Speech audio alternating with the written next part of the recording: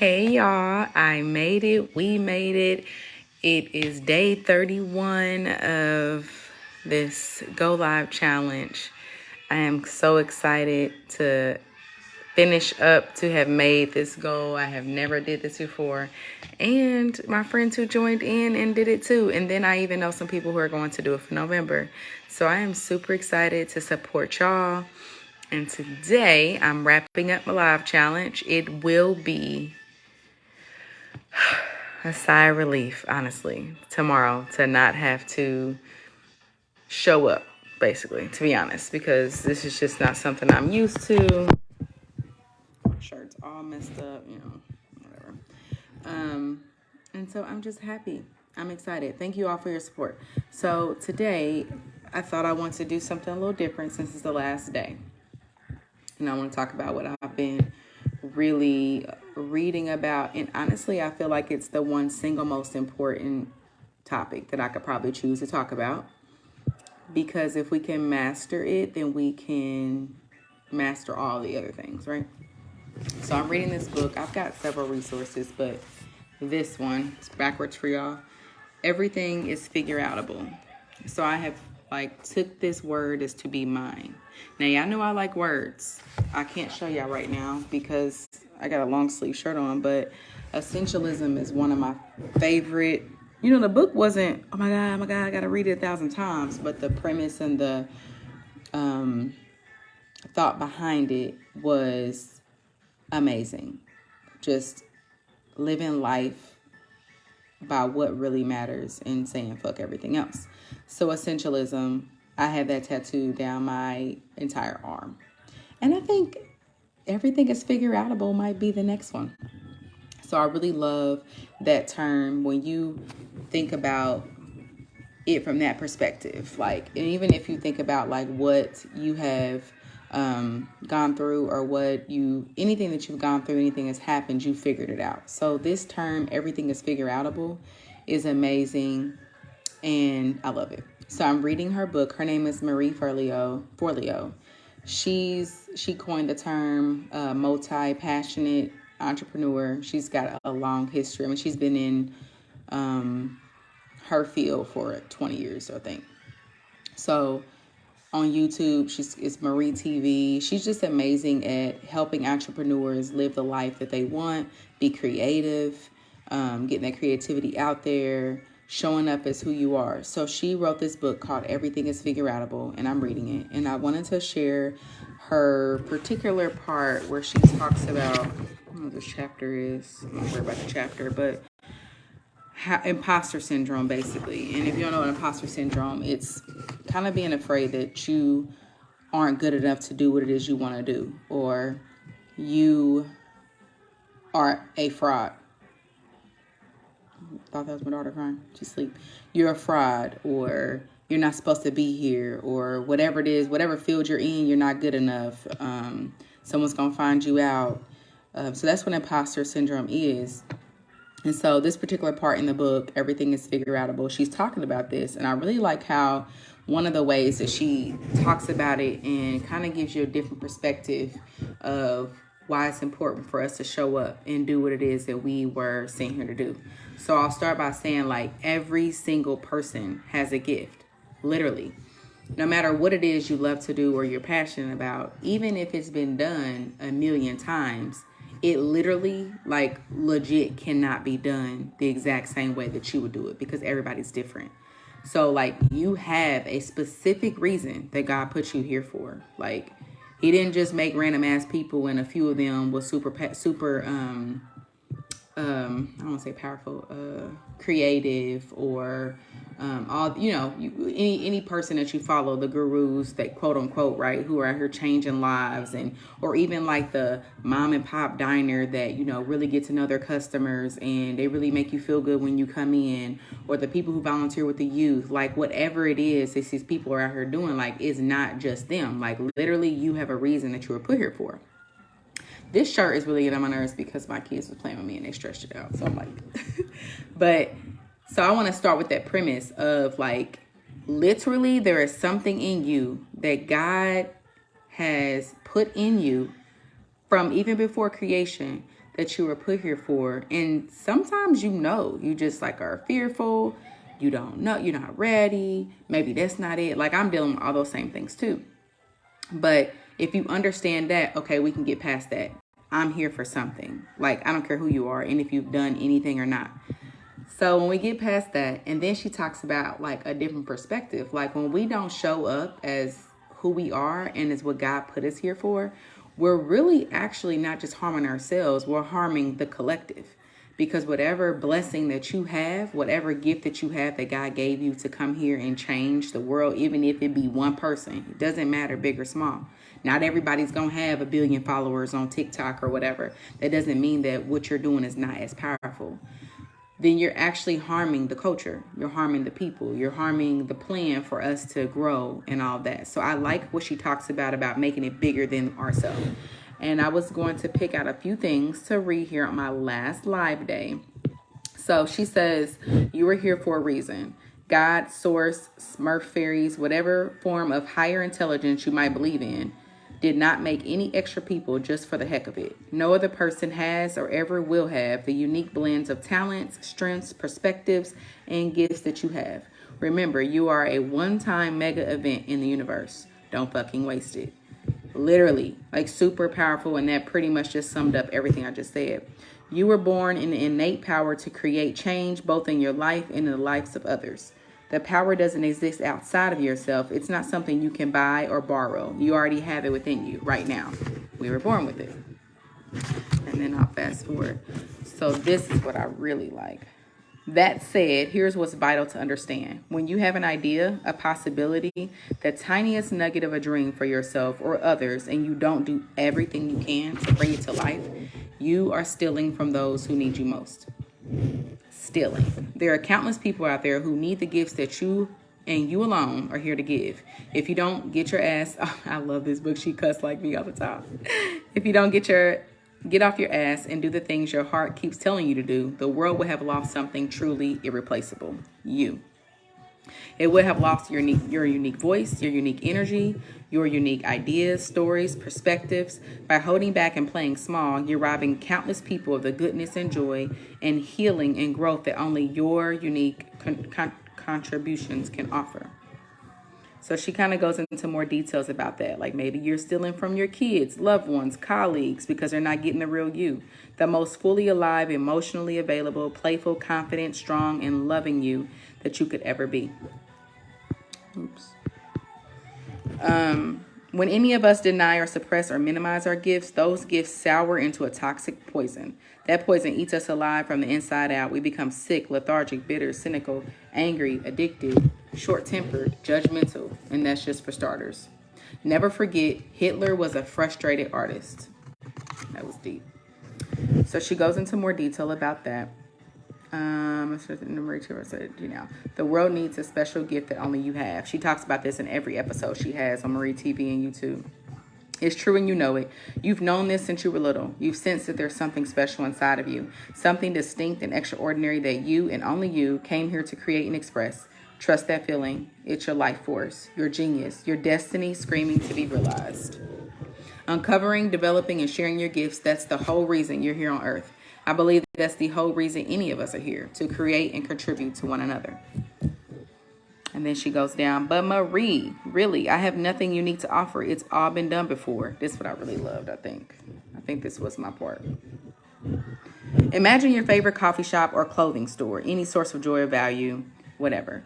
And imagine the creator having the same limiting thought that you're having. Imagine them throwing their hands up in the air before they even started and say, why even bother? Everyone's already beat me to it. The world has enough damn caffeine, t-shirts, whatever.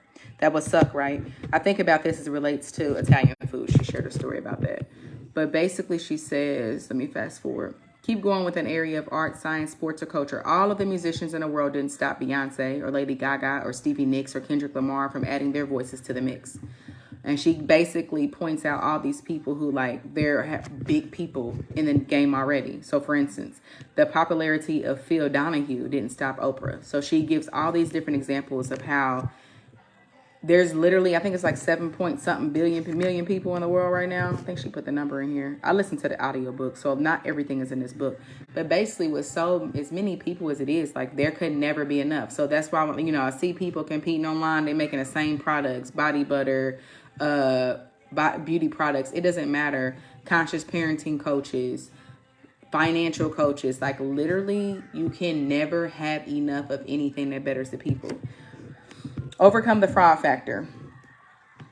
She talks about like Maya Angelou, J Lo, different people who like, of course, right, are super successful and they still were like, I don't think I'm supposed to be here. Like J Lo had like, I think she put in here 70 million albums, and there I was feeling like I'm no good at this. So like, it's not unique to me and you. Even the big shots, whoever it is, they still experience that. They still feel like I'm not good enough. Maybe I shouldn't be here. What am I doing? Like that voice that you have in your mind, they have it. The only difference is they move through it. They continue through it. How? Because they've done the research. They're talking to the right people. They're listening to the right people to tell them, yeah, that shit is normal. Like, okay, get off your ass and still do what you need to do. But if we're in our own head, we're around our own circle of people who also believe what we believe, there's no way we're going to level up. So that's why I read all this shit. Like, y'all don't know. I got all kinds of besties that don't even know me. Like, Marie Forleo's my bestie. Mel Robbins is my bestie. Neville Goddard is dead and he my bestie. Bob Proctor is dead. He my bestie. Like, I got like 7 or 8 different like people, gurus, and they ain't never met me a day in their life. And like, they leveling me up on a whole different level. So you don't even have to know the person. These people are doing the work, putting this shit out here for us. Take advantage of it.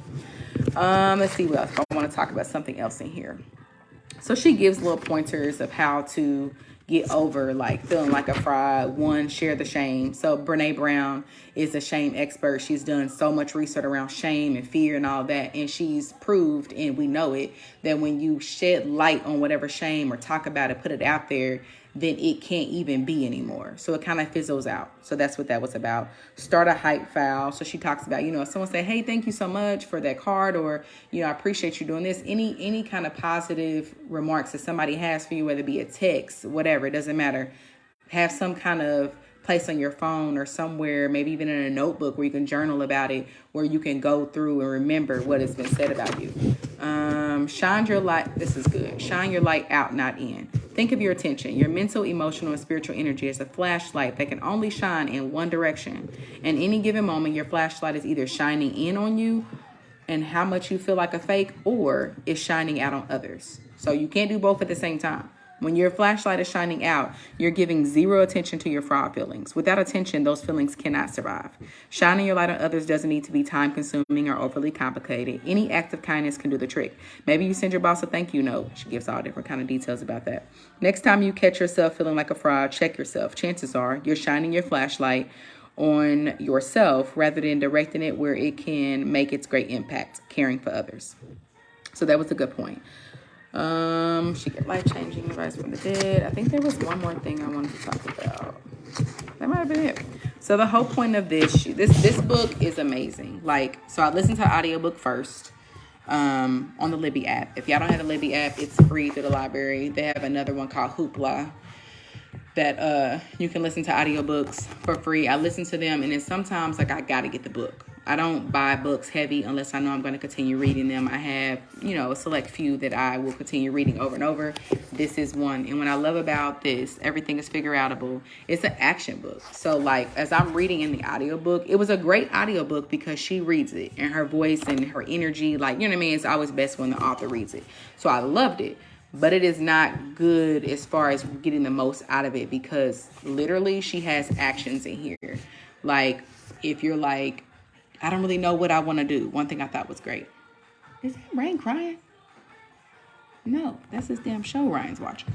I don't know what I want to do. I don't know what I really want. She suggests that for 7 days straight, 15 minutes, you put at the top of the page. I don't have it here right now. It's kind of in the beginning.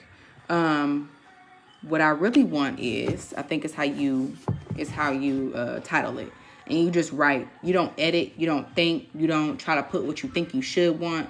You don't do none of that. You just, for 15 minutes, you just write. And don't read it. And you do that for 7 days. And then at the end of those 7 days, you then take your 7 slips of paper. You want to fill out the entire paper, I think is what she said, each day. You take that and you reread and you highlight or circle those things that are like the same. Every day. In those 7 days, you're going to have some kind of something that's like similar or the same. Oh, I keep using that verbiage.